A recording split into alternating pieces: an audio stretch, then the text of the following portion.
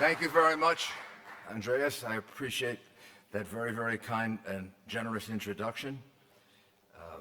Minister Hendricks, thank you very much.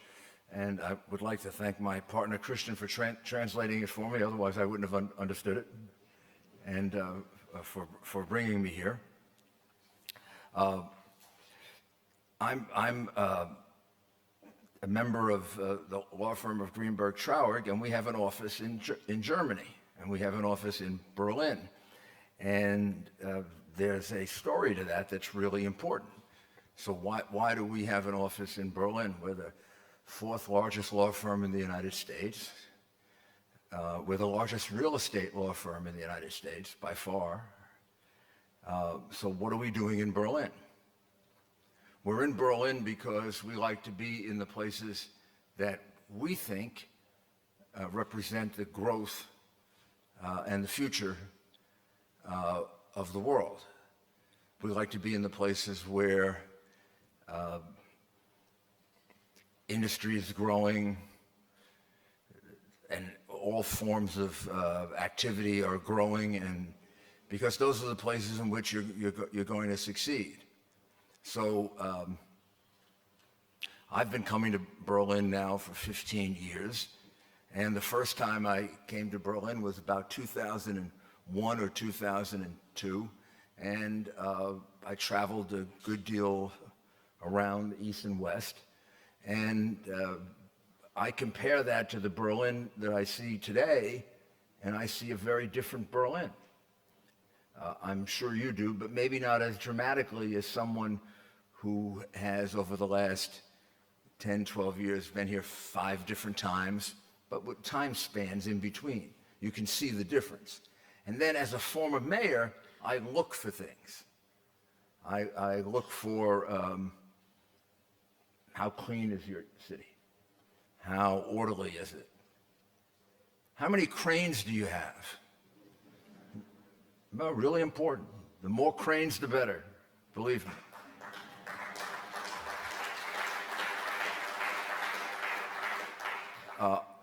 Are you growing or, receding?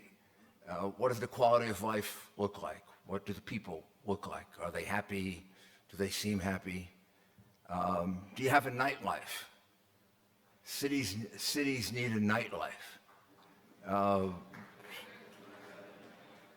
Well, it's literally true in the United States that some of our cities have disappeared because nobody goes there at night anymore. And then once that happens, pretty soon the businesses start to move to where the people want to also entertain themselves. So I think this is a wonderful place to be in Berlin. And my law firm agreed with that, and that's why we're here. This is a great global city. It's not only the German capital, but I think it's perceived as one of the more dynamic, multicultural a city that's gone through incredible challenges over the last 80, 90 years, and has emerged as a place that people, particularly young people, want to be and want to be part of. So there could be nothing better for the real estate industry than a place that people want to come to. And I've also been in many of your other cities in Germany, and there's similar kinds of growth going on. And the problems you're discussing today are good problems to discuss. It's a good problem to discuss. We don't have enough housing, and we have to develop more housing. Why is that a good problem to discuss? Because it means you're growing. I remember when New York City, in a 4-year period, 400,000 people left New York City. When the city started to get too crowded and people would complain to me, I would remind them of that. I'd say, you want to go back to the good old days where we had 10% unemployment and nobody wanted to live here? So with that comes problems. And and in the digital age, the need for a city has been put in question. I think the question has been answered, but I can remember when the digital age first began, there were many articles and discussions about, do we still need cities? After all, we can communicate online, we can work from home, we don't have to come together at meetings, we can have video conferences. And it's clear that we still need cities. We need places to come together. Among other things, all those great advances in high tech, all those great advances took place in places that became cities like Silicon Valley or New York City or Massachusetts, or they're crowded with people because people who are creative work together and they work in large groups. And the need to be with each other, to talk things over, and to be creative is enormous. If you've ever been to a high-tech firm like Apple or Uber, it's amazing the number of people that work there and the number of people that collaborate with each other. And they're not doing it by a computer; they're doing it by human contact with chalkboards and drawings, and everybody coming up with ideas, and the first four are crazy ideas, and then the fifth one is a new ingenious way to communicate. So cities are still necessary. Places where people come to are still necessary. People need to be together to have that creative instinct kind of emerge and to help each other have that happen. So it's very important, I think, that a city have a plan. I think it's very important that a person have a plan. I don't think you can lead without a plan. You have to know, what do you want to achieve? What do you want to do?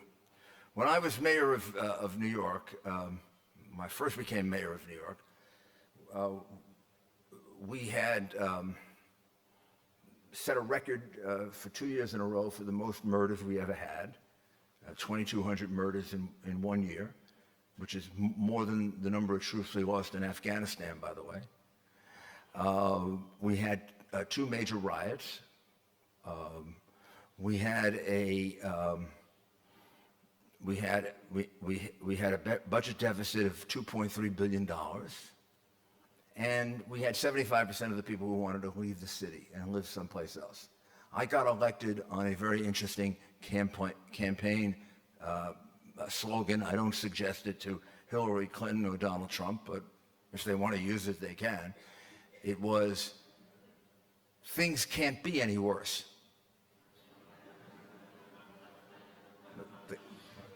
What are we going to do? Have 3,000 murders and 20% unemployment? I mean, only one place to go, up. But I had a plan. I had a plan for how to do it. I had a plan for how to develop it. Times Square was a disaster. Times Square was filled with prostitutes and drug dealers and other forms of criminals, and it was very dangerous to go to Times Square.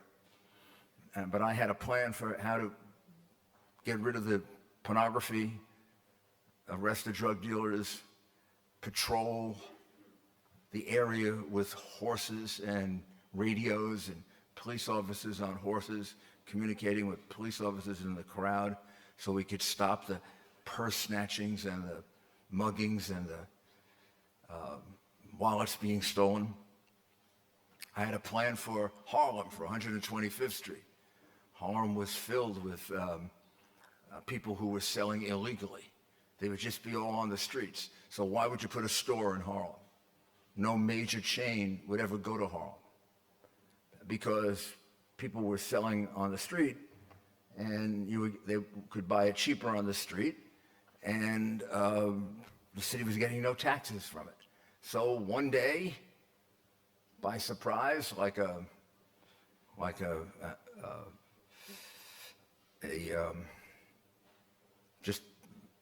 without any notice to anyone, we came down on them and removed them all because they were all illegal.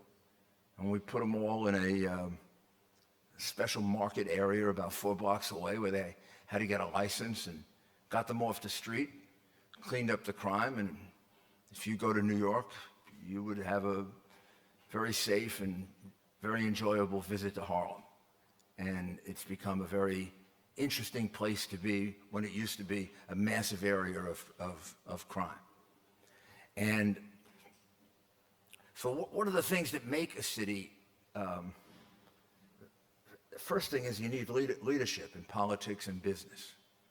And you need some, I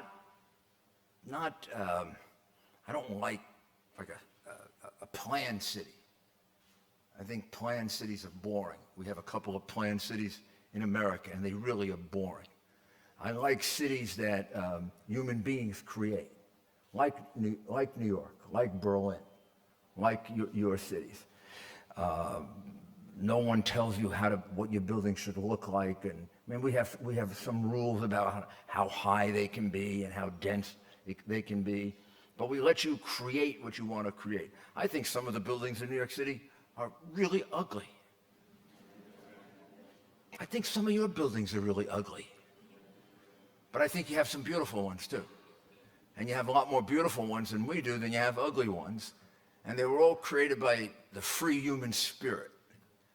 And so when I fly home to New York tomorrow, I think it'll be daytime, I'll get a chance to see the skyline of New York, and it never fails to excite me because I know that nobody planned it.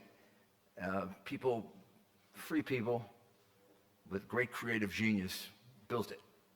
And I believe that a city is constantly rebuilding itself. It's like one of those great old medieval cathedrals that they never finished, and they're still working on it. We're still working on New York City. New York City is going to be a different city 20 years from now than it is today, and so is Berlin. So this idea that development comes to an end, that's the day a city starts to recede. The city is constantly reinventing itself. But to work, a city has to be attractive, it has to be affordable, and it has to be safe. People are not going to live in a place that's dangerous. I don't think you have that problem in Berlin. We had that problem very intensely in New York. People were not living in New York or coming to New York because they were afraid they would be the victim of a crime. So people have to feel secure for a city to work, for people to want to do business there. It has to be affordable, and that's a real challenge, because as a city becomes more attractive, right, and more people want to work there, and you build more buildings there, the laws of supply and demand start to operate, and the laws of supply and demand drive prices up. That's why real estate in Manhattan is so expensive, because Manhattan is not all that big, and everybody wants to either work there or live there. So people live in about the space I'm standing in, and they pay $1 million for it. It's ridiculous, totally ridiculous. I mean, some of the rents that are paid in New York are ridiculous, but but you've got to work on trying as best you can to develop affordable housing so that young people can continue to live in cities. Sometimes it means trying to create new areas that can develop in New York. Brooklyn and Queens have now become really attractive places to live. They didn't used to be. In fact, Brooklyn is becoming so attractive to live in, it's becoming too expensive. But so now you got to work on another place that you can develop. But again, there's got to be leadership. You've got to be thinking these things out. From the government's point of view, I am in this sense, I would say I'm probably a classical conservative. I believe that government can help. I think government can guide, but I think the private sector builds, and government should make it easier for the private sector to build rather than harder. My job as mayor was to try to get out of people's way so they could be as creative as they want to be and create the things they wanted to create with regulations that assured safety, but not regulations just for the purpose of regulating.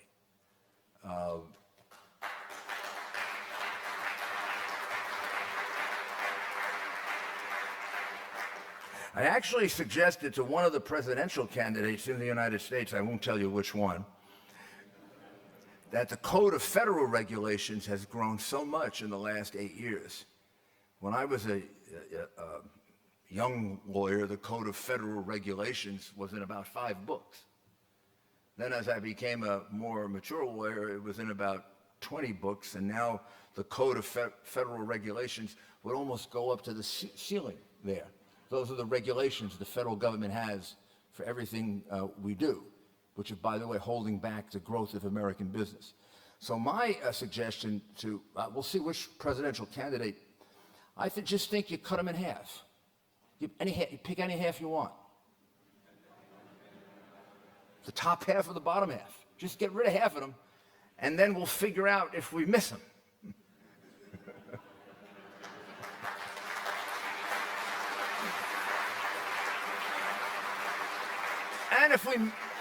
And if we miss them, we'll put them back, you know. But so I think that's what I mean about a city being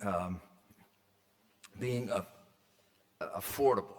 Those regulations are more damaging than you think. They add to the cost of things. They add to the reason why is it so expensive to build in one city but not another city. And a lot of it has to do with the fact that in one city, regulations are so onerous, they cost the builder a lot more money than someplace else where there's a more of a rational attitude about the role of government and the role of business. So that very often in the probably well-intentioned desire to regulate, government's creating some of the problem in not having affordable housing by making it so expensive to build the housing.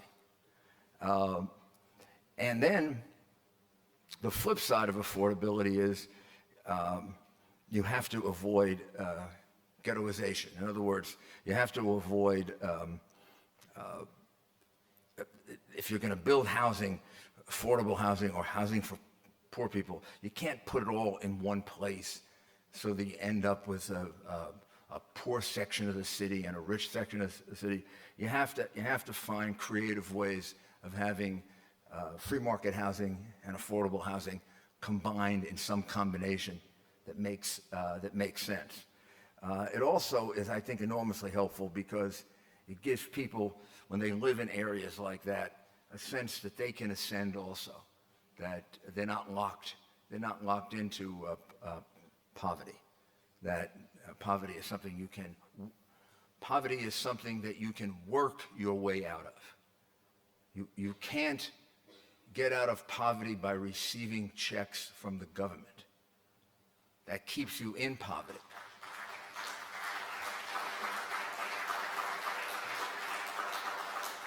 It'll sustain you, it'll maintain you, but that's what it will do. It'll sustain you and maintain you in poverty. And it may be necessary in some cases because we need to be humane and we need to be decent. But what we want to do is encourage the most of the people to work and to be productive. And then you want to be secure. And secure means effective policing. And what you will find in Berlin is that as it becomes a bigger city, it's probably going to have more crime. That just happens in bigger cities. I told you that the city has to be a city that people want to come into at night.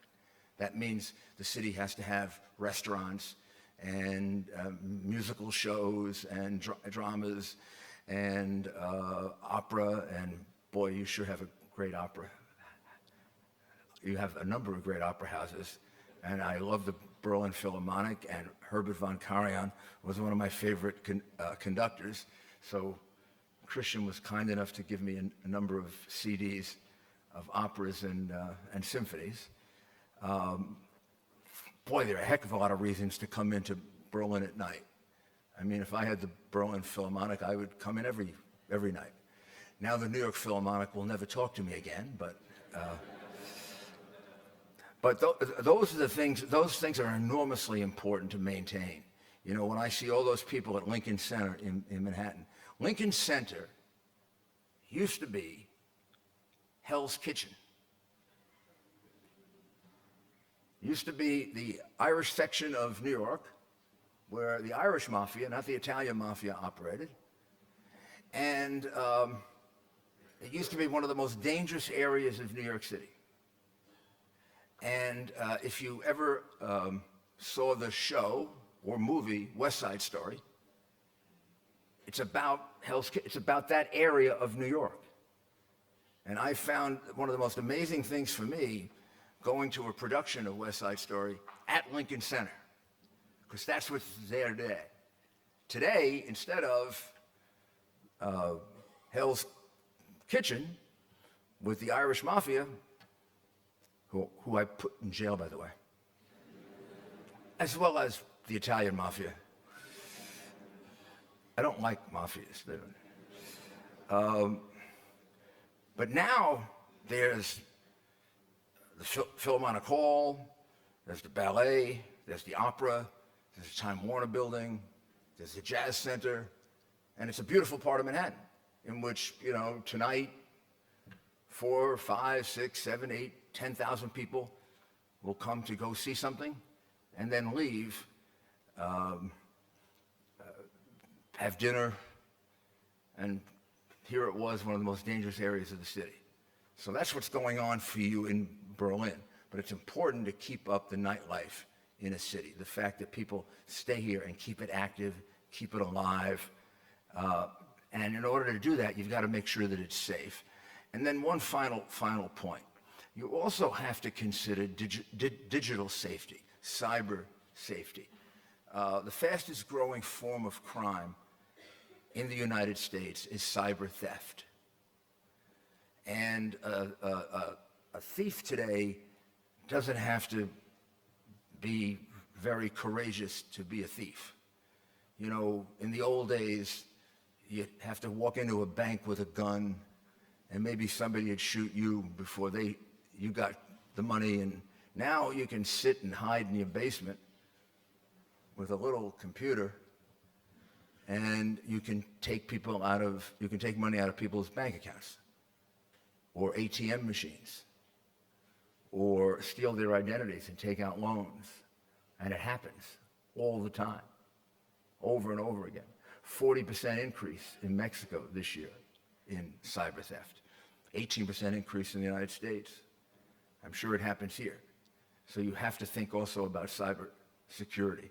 You've got to secure that phone that I gave to Christian before, because I was afraid it would ring while I was talking. And you got to secure it. You got to make sure that you have protection for your business, and that you have protection for yourself. So if you wonder why I'm here because of the presence of my law firm here, Greenberg Traurig. I think that presence indicates what we think of your city, and we're tying our hopes for our growth to your growth, which is substantial. I'm here because I want to warn people about cybersecurity. I've been doing it for 13 years, and I'm going to continue to do it until everybody is protected, because it's the only way we're going to wipe it out. And I'm also here because I want you to know we're going through an election in the United States, and you read and you see lots of things that are said by politicians and people, and I don't know what else they're going to say before it's over. Wow. This has been a crazy one. But I want you to know that the friendship between the United States and Germany is irreversible. It's long-standing. It has withstood some really difficult things, a lot more difficult than an election campaign. We probably have some disagreements. Friends do. We're probably going to have disagreements in the future. But I think the fact is that these two countries are inextricably linked. A tremendous amount of Americans are of German heritage and proud of it.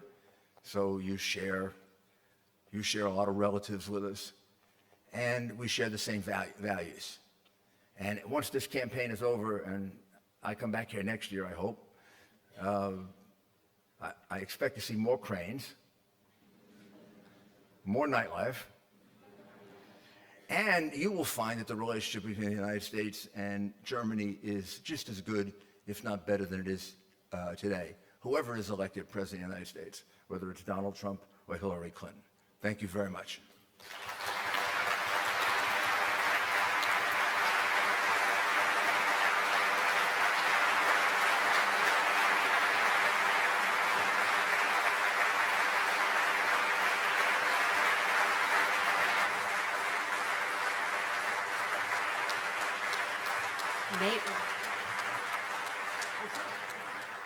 Thank you very, very much for your insights you shared with us, for your inspiring thoughts, Mr. Giuliani, for your plans. We would like to take the chance for a little, unfortunately, a small chat with you about Berlin and New York City. In New York City, there are 8.5 million people living on 785 square kilometers. Berlin has slightly more square kilometers, but far less inhabitants. So concerning your love to cranes, what would you recommend us? How would you, should we use them? More density, height, or what would you recommend? I mean, I was asked this morning a question which was, what do you think of high rises and skyscrapers? And then the gentleman said, that's like asking the Pope, what does he think about cathedrals? I mean, I come from New York City. I love skyscrapers. I think they're fabulous.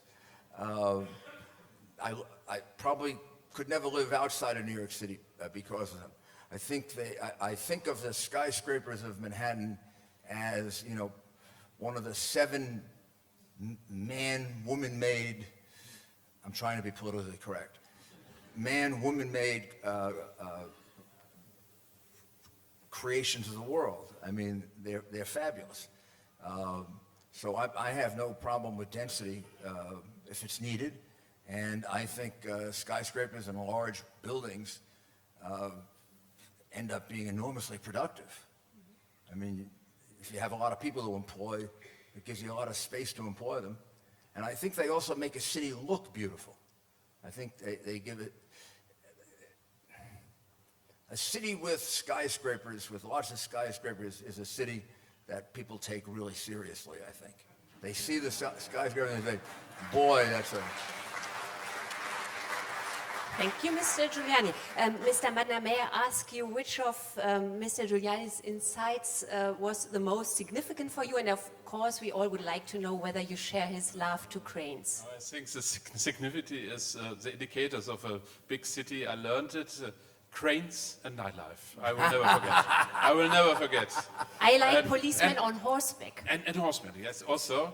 And let me try, like him, to say, wow, what a lively performance here at our property day. Thank you for this. Thank you. And Mr. Giuliani, I have a present for you.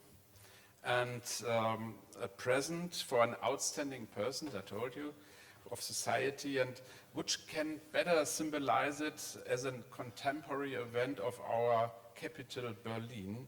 And now I think you know what it is. One small part of the of Berlin, a part of the Berlin Wall for you, for a very important historic moment. It is. Do you know why this is very important to me? Probably one of the biggest influences on my career was working for Ronald Reagan.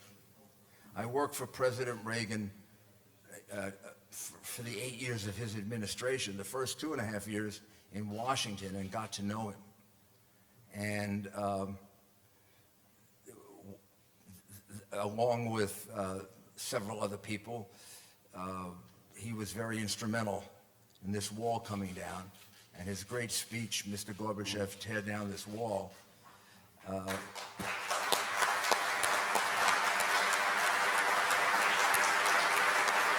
And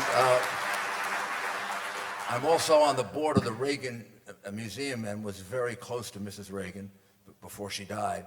And I would donate this to the museum, but they already have one. So I'm going to keep this one. Lucky you. I'm going to keep this one for myself. And